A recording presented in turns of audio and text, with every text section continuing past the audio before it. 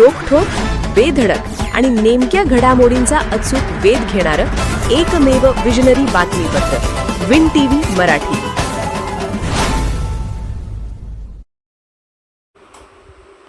वारणेतील माऊली बाजार, Mahalakshmi agro मॉलला short सर्किटमुळे भीषण आग.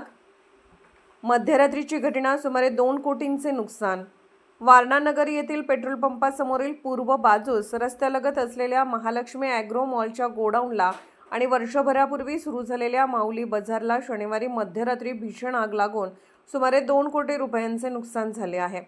या घटनेमुळे परिसरात हळहळ व्यक्त होत असून व्यापाऱ्यांवर मोठे आर्थिक संकट कोसळले आहे.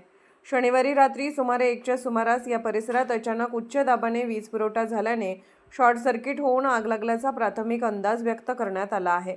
काही क्षणातच आगीने रौद्ररूप धारण करत संपूर्ण बाजार आणि शेजारील गोडाऊनला वेढले. या आगीत माऊली बाजारमधील सुमारे 2.5 लाख रुपयांची रोख रक्कम तसेच किरकोळ विक्रीसाठी ठेवलेला संपूर्ण माल जळून खाक झाला.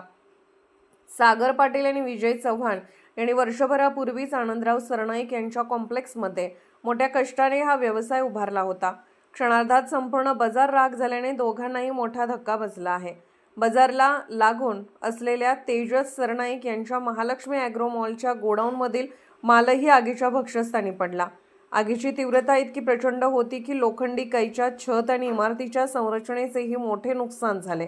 तसेच शेजारील ATM सेंटरचेही नुकसान झाल्याची माहिती मिळाली आहे. सरनाईक कॉम्प्लेक्समधील वसतिगृहातील मुलींना आगीचे लोळ दिसताच त्यांनी आरडाओरडा करून सर्वांना जागी केले. जळणाऱ्या साहित्याचा मोठा आवाज आणि धुराचे लोट पाहून राज्यमार्गावरील वाहन चालकही काही काळ थांबले.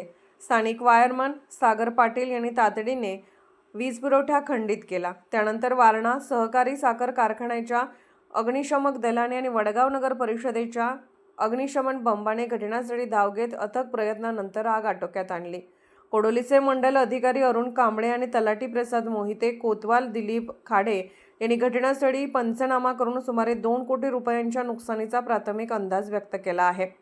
महावितरणचे कनिष्ठ अभियंता अमोल बिराजदार यांनीही घटनास्थळी भेट देऊन वरिष्ठांना अहवाल सादर केला असून उपकार्यकारी अभियंता सारिका शेळके यांनी विद्युत निरीक्षकांच्या तपासानंतर पुढील कारवाई केली जाईल अशी माहिती दिली. या घटनेची माहिती मिळताच कोडोली पोलीस ठाण्याचे सहाय्यक पोलीस निरीक्षक चेतन मसुटगे सहकाऱ्यांसह घटनास्थळी दाखल झाले. आग पूर्णपणे आटोक्यात येईपर्यंत पोलिसांनी मदत व बंदोबस्ताची जबाबदारी सांभाळली. रविवारी सकाळपासून घटनास्थळी राजकीय सामाजिक क्षेत्रातील मान्यवरांसह नागरिकांनी भेट देत व्यापाऱ्यांचे सांत्वन केले. या भीषण आगीमुळे व्यापाऱ्यांचे झालेले नुकसान पाहून सर्व स्तरातून हळहळ व्यक्त करण्यात येत आहे.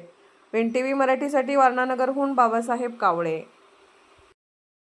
विन टीव्ही मराठी न्यूज चॅनलला लाईक करा, शेअर करा आणि सबस्क्राईब करा.